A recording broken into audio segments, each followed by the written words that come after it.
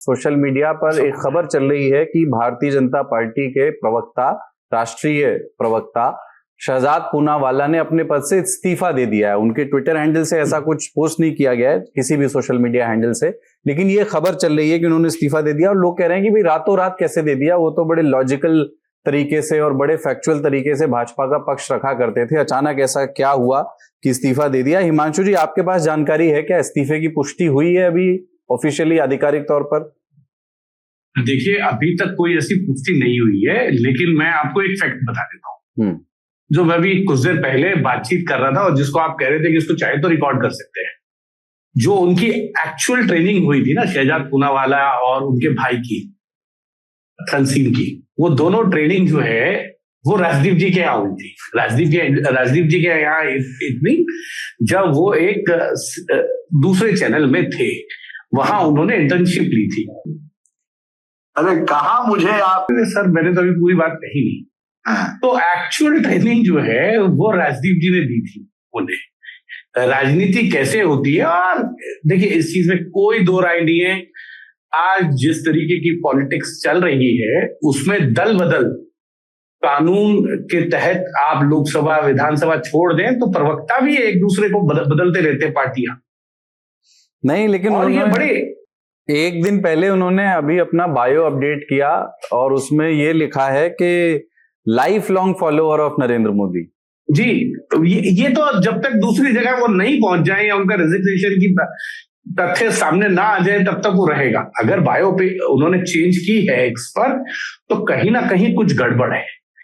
क्या शहजाद पूनावाला जो है, उनका जो एक्स पर हैंडल है वो है शहजाद जय हिंद, तो क्या भारतीय जनता पार्टी शहजाद पूनावाला से आजाद हो रही है, या माफ कीजिएगा, सॉरी, पूनावाला जो है अब आजाद हो जाएंगे भारतीय जनता पार्टी से? सर, मैं सच्चाई बता दूं ऑन द रिकॉर्ड, क्योंकि हिमांशु जी ने मेरा नाम लिया। कुलदीप जी, बात है 2009 की।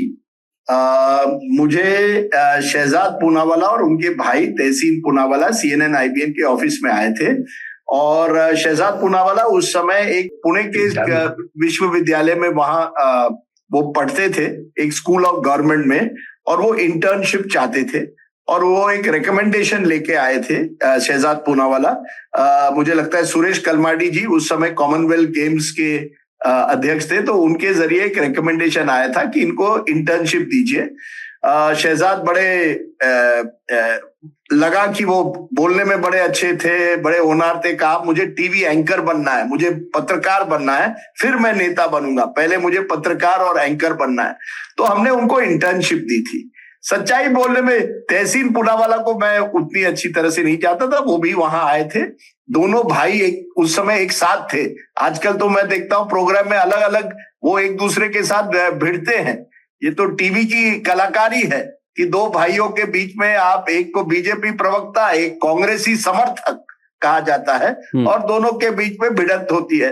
तो मैं, देखिए, मेरी जिंदगी में यही है कि कई लोगों को मैंने इंटर्नशिप दी, किसी को कोई ब्रेक दिया कहीं कहीं, वो सब लोग आगे चले गए। शहजाद पूनावाला बहुत आगे चला गया, मुझे डांटता था टीवी शोज पर। अर्नब गोस्वामी मेरे साथ कई साल काम किए थे। मैं आपको आज बता दूं, जब अर्नब गोस्वामी पहली बार NDTV ज्वाइन करने वाले थे, उनको पहला ऑफर था आउटलुक मैगजीन में जाने वाला। वो उनको लगा कि मैं प्रिंट का जर्नलिस्ट हूँ। उन्होंने कहा कि मुझे लिखने का शौक है।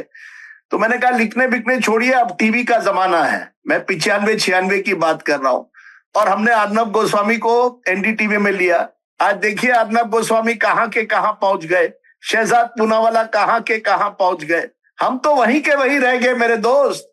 हमारी जिंदगी में कोई फर्क नहीं आया। रोज शाम को टीवी का प्रोग्राम करो, कौन सा गेस्ट मिल रहा है, कौन सी स्टोरी करनी है, इसी में हमारी जिंदगी कट गई।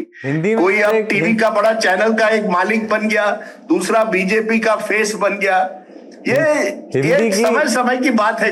हिंदी की कहावत है सर, गुरु गुड़ रह गया और चेला चीनी हो गया। अरे देखिए सर, मैं किसी का गुरु नहीं हूं, ना मैं किसी का चेला हूं। मैं एक छोटा, एक बड़े साधारण जिंदगी जीना चाहता हूं। मुझे अगर दोपहर को आप फिश करी राइस दे, मछली की करी और चावल दे, मैं उसी से खुश रहता हूं। और गोवन स्टाइल में सिएस्टा करके मैं ऑफिस चला जाता हूँ शाम को और अपना प्रोग्राम करता हूँ। अच्छी बात है कि अब भाजपा को भी मछली से बैर नहीं है बंगाल चुनाव के बाद, तो आप बोल सकते हैं। अरे नहीं, बिल्कुल नहीं है, लेकिन शहजाद पूनावाला इंटरेस्टिंग कैरेक्टर, क्योंकि कई साल तो वो कांग्रेस के साथ जुड़े हुए थे जी, और कई कांग्रेसी नेताओं के साथ उनकी, मैं देखता था वो मनीष तिवारी के इर्द गिर्द रहते थे, शायद शशि थरूर के इर्द गिर्द रहते थे, पहले तो सुरेश कलमाडी के नजदीक माने जाते थे, तो और उनको भी उम्मीद थी कि वो राहुल गांधी के इर्द गिर्द हो जाएंगे शायद एक दिन। फिर मैं नहीं जानता क्या हुआ, शहजाद ही बता पाएंगे, एक दिन उन्होंने कांग्रेस छोड़ दी और कहाँ चले गए। लेकिन पहला गुरु पहला ही होता है।